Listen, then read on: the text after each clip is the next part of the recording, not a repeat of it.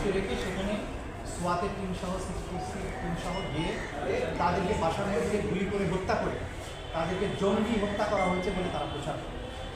আমরা তদন্তে জানতে পেরেছি, আমাদের তদন্ত সংস্থা এই 9 জন তরুণকে দেশের বিভিন্ন স্থান থেকে গ্রেপ্তার করে নিয়ে আসা হয় বহু আগে, এবং অনেকেই ডিবি হেফাজতে ছিলেন 2 মাস ধরে 3 মাস ধরে।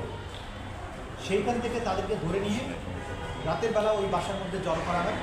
জড়ো করার পরে রাতের বেলা হঠাৎ করে ব্লক রেঞ্জের কথা বলে সেখানে সবাই হাজির হয়ে যান, পুলিশের ঊর্ধ্বতন কর্মকর্তারা, এবং তাদেরকে সেখানে ঢুকে সেই লোকদেরকে গুলি করে হত্যা করে জঙ্গিদেরকে হত্যা করা হয়েছে মানে তারা প্রচার করে। সেই সময় তাদের এই জঙ্গি নাটকগুলো একটা নিত্যনৈমিত্তিক ব্যাপার হয়ে দাঁড়িয়েছিল।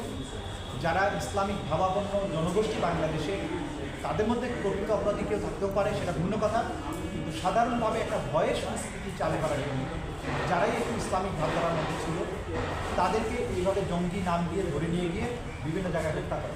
তার আগে ক্রস ফায়ারের নামে যে বিচার বহির্ভূত হত্যাকাণ্ডগুলো চালু ছিল, সেখান থেকে তারা সমালোচনার মুখে এক ধাপ সরে এসে বিভিন্ন বাড়িতে লোকদেরকে আটকে রেখে হত্যা করে তারা জঙ্গি সেখানে জড়ো হয়েছিল এই মতটা তারা প্রচার করে, এবং এই ধরনের অনেকগুলো ঘটনার সাক্ষ্য প্রমাণ এই তদন্ত সংস্থা হাতে এসেছে। তারই একটি অংশ ছিল এই জাহাজবাড়ি হত্যাকাণ্ড। এই তরুণদের আত্মীয় স্বজনকে এতটা ভয় দেখানো হয়েছিল যে তাদেরকে হত্যা করার পরে তাদের মৃতদেহগুলোকে গ্রহণ করার জন্য পরিবারের কেউ আসেনি।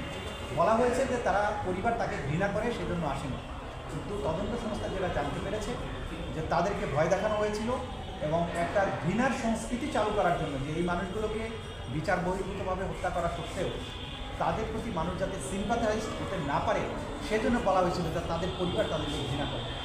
তদন্ত সংস্থা এগুলো তদন্ত করে তার সাক্ষ্য প্রমাণাদি পেয়েছেন, এবং এই আইজিপি শহীদুল হক সহ আসাদুজ্জামান মিয়া তারা নিজেরা সেখানে ঘটনাস্থলে উপস্থিত ছিলেন। তাদের নির্দেশনায় পরিকল্পনায় এই জঘন্যতম হত্যাকাণ্ডটি বাস্তবায়ন হয়, এবং এই ধরনের জঙ্গি নাটক সাজিয়ে মানুষকে হত্যা করা তারা একটা কালচারে পরিণত করেছিল, এবং সেই কালচারের ধারাবাহিকতায় বাংলাদেশের বিভিন্ন জায়গায় অনেকগুলো ঘটনা এরকম ঘটেছে।